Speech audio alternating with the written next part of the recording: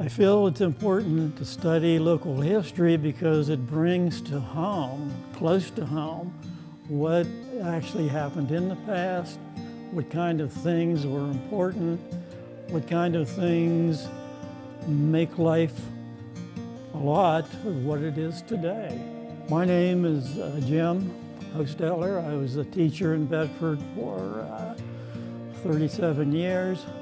I enjoyed teaching so much that when I retired, I began volunteering here. The only difference was there, when I was teaching, I got paid. Here, I do it as a volunteer.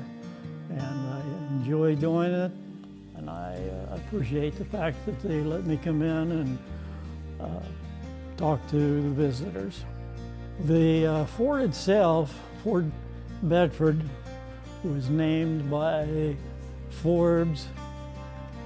It was not located here where the museum is. The fort itself, Fort Bedford, was located down on the lower end of this block. Introduction that I am going to give to you will answer some questions. Why was a fort built here? It was built during the French and Indian War. How long the fort lasted, and why the war was called French and Indian, but the French and Indian War was a war between the English and the French. And I have a map here that shows where the war started and why it was fought. So I'd like to draw your attention to it first.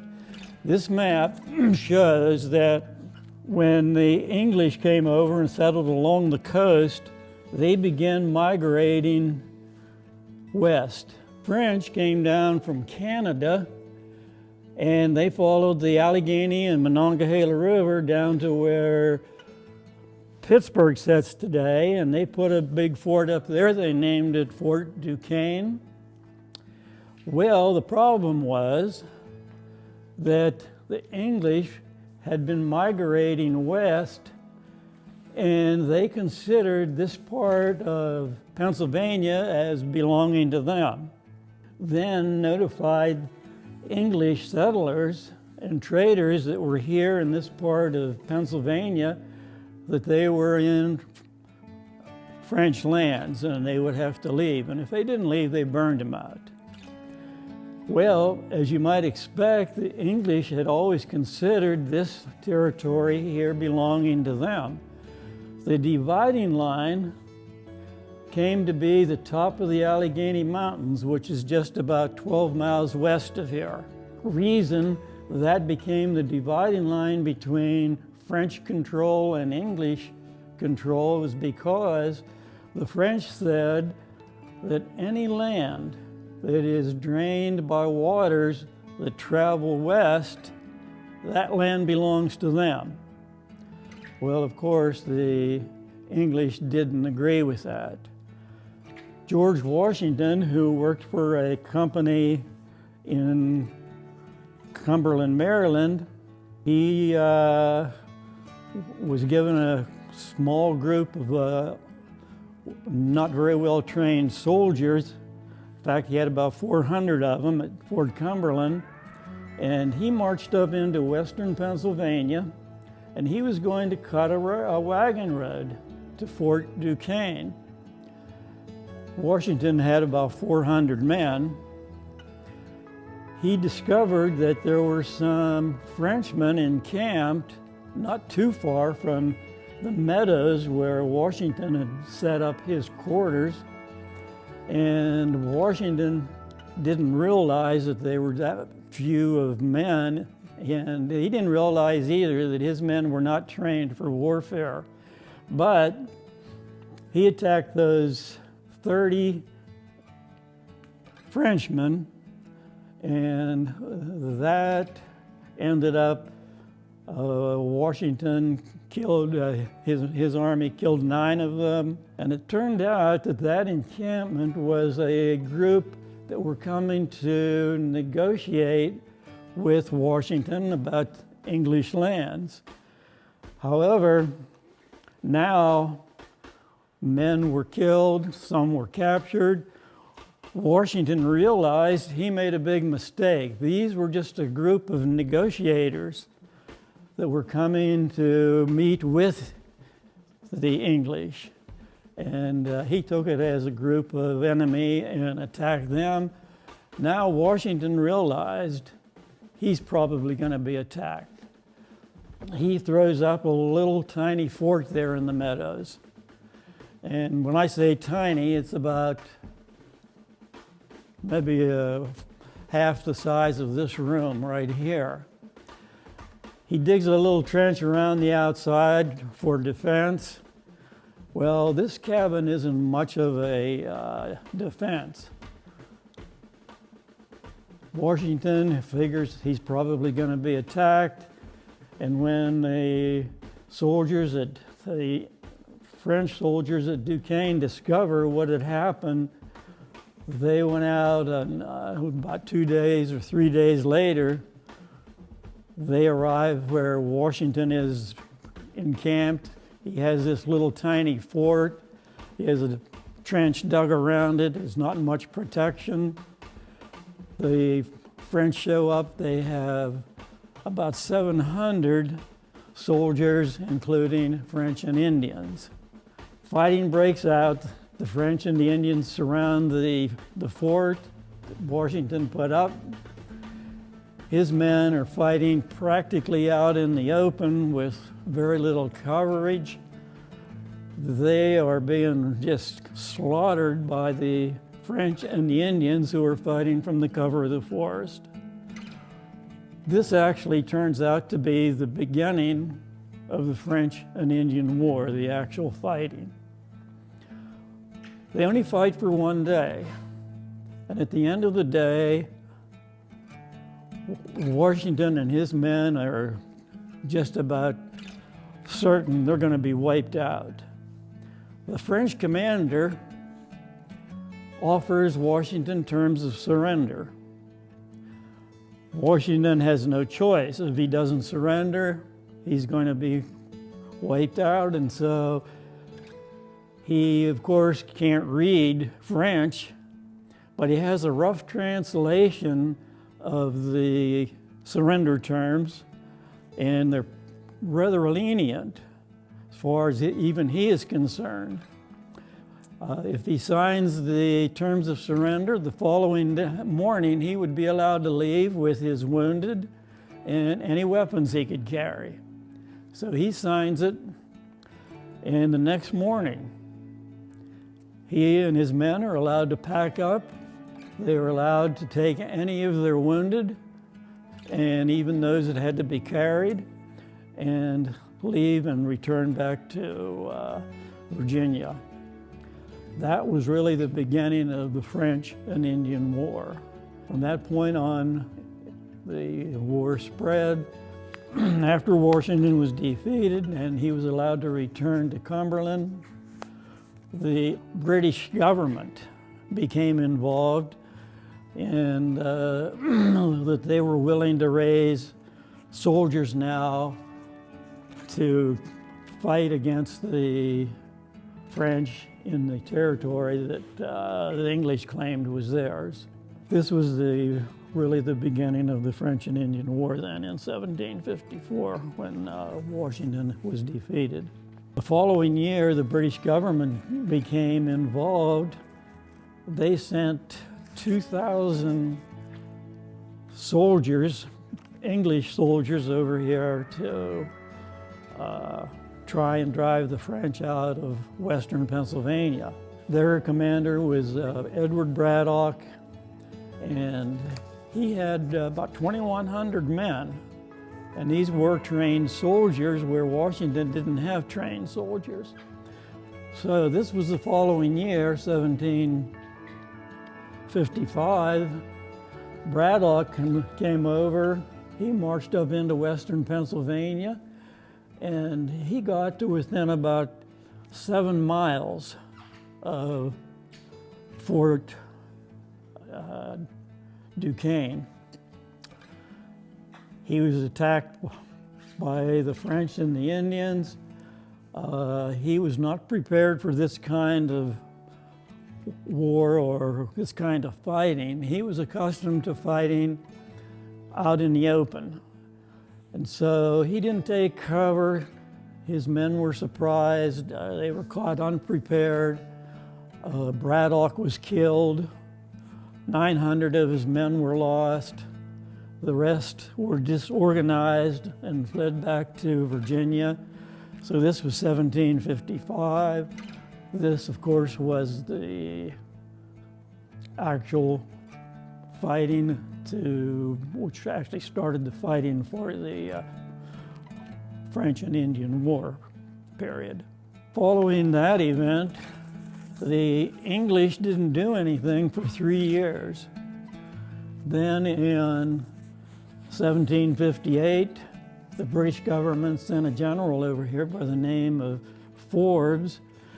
And Forbes landed in Philadelphia, 1758 in the fall.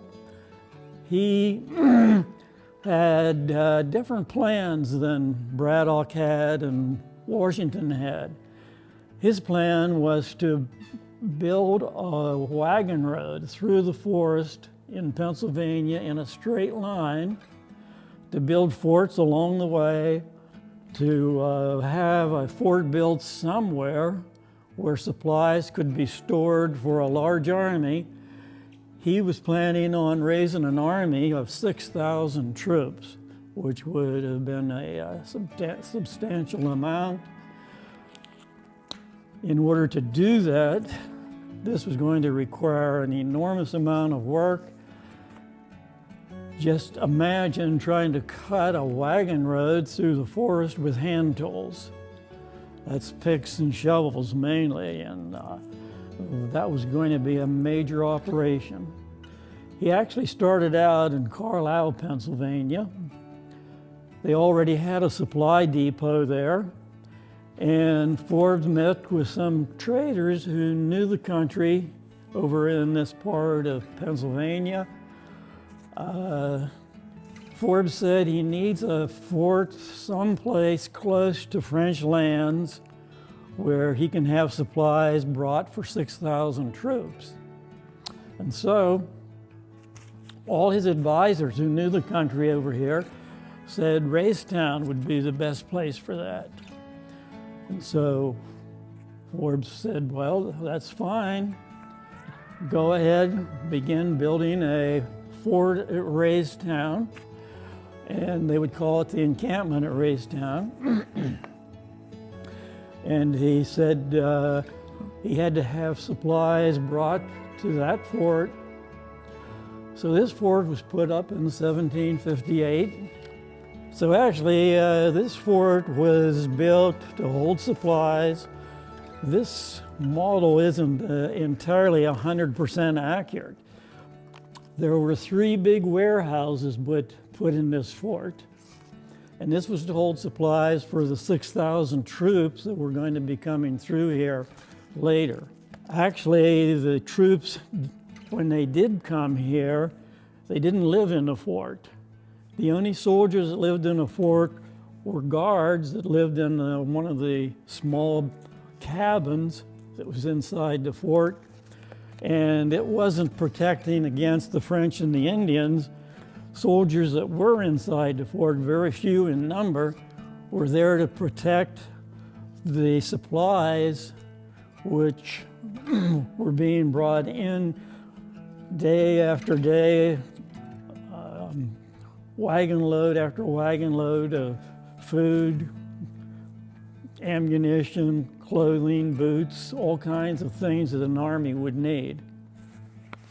Guards who were in the fort, as I said, were very, very few, and they weren't guarding against the French and the Indians. They were guarding against the soldiers who were out in encampments along the road. This was called Forbes Road, and there were huge encampments along this road where the soldiers lived.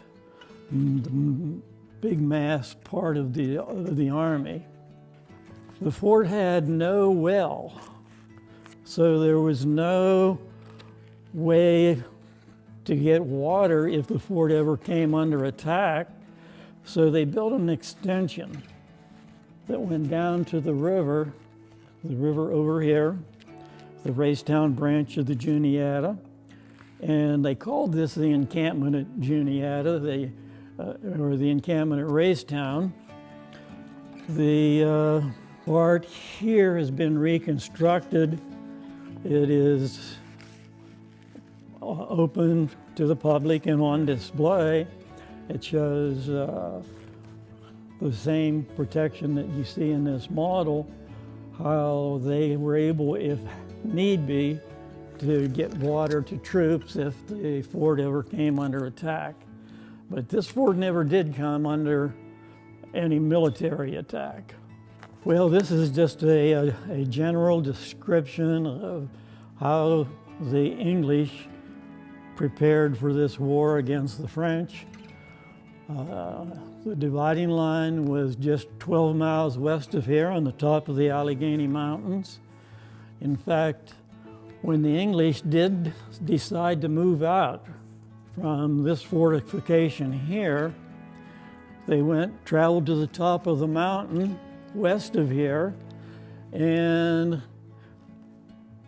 they entered French territory, or territory that was controlled by France, the French armies.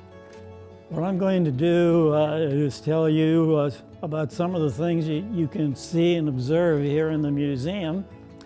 But I'd also like to point out to you that when I retired from teaching, I began metal detecting on Forbes Road. And I found a lot of artifacts that were lost or broken by those 6,000 troops that marched up over the mountain west of here, 12 miles, and eventually traveled out and down over the mountain on the other side. But they built these fortifications along the way. Things that I found metal detecting on Forbes Road were all interesting to me. I found lots of horseshoes. I found musket balls. Cannonballs were found. I didn't find any cannonballs, but other people did find cannonballs here. The most interesting thing I found was a coin down where Breezewood is today, where the Forbes Road crossed the river. I found this silver coin, and the date on it is 1721. So that's the most interesting thing I found. These are the things that I donated to the museum from doing metal detecting on Forbes Road. There are coins here. This is the silver coin. It's dated 1721, but that was the prize of all the things I ever found metal detecting. A coin dated 1721. These are other things that were lost by the travelers. Padlock there, and a pair of scissors, and that spike back there is the kind of spikes they used on wagon wheels. Then over here, some other things. These are things I found, musket balls. And these are broken parts of a rifle. I didn't find these cannonballs, but they were from other people that found them here. So we know they were from that time period. Horseshoes, found lots of horseshoes. Blacksmiths traveled with the troops because they had horseshoes that had to be fixed and replaced and all kinds of things, even to make nails. Okay, this is a map that was made back at that time. So it is more accurate than a lot of the maps that we have. This map shows where Fort Bedford was. The fort was located right here. And over here's another map too that we have that shows the warehouses. And they were big long buildings And the small building was where the soldiers actually lived, the guards. In 1794, when George Washington was president, they had to have some tax to support the government. And so they passed a tax on moonshine or on whiskey. Well, that tax hit the farmers in Pennsylvania harder than just about any place else. And so the farmers refused to pay it. They rebelled, they attacked the tax collectors, and as a result of that, Washington gathered an army together and marched out into western Pennsylvania, here where we live, and he put this whiskey rebellion down. And of course, he wanted to show that you have to obey the federal government. And that was the main purpose of the Whiskey Rebellion, that you can't ignore tax laws. And of course, that was a beginning that's carried on even a whole lot more nowadays. But it's obvious that once they created a new government, they had to have some way to support it. And that was the way they chose. Well, the British flag was never flown over the fort, but it was in an officer's quarters at the fort. The flag was being flown during the American Revolution. Soldiers, British soldiers were here, and they had that flag in their office. Well, one night, some young men here in town broke into the office, stole the flag, kept it in their family, handed it down through the ages, and finally, when we learned about it, we were able to obtain it. We didn't know if it were authentic, so we had an address of a lady who run a flag business. And that's all she did. She worked on old flags. She had worked for the Smithsonian Institute. So we got in touch with her. We wanted to find out if the flag was authentic. She took the flag, kept it for about a week, then notified us that the flag was authentic. She said that the dye, the materials, the construction is all dated back to the 1740s.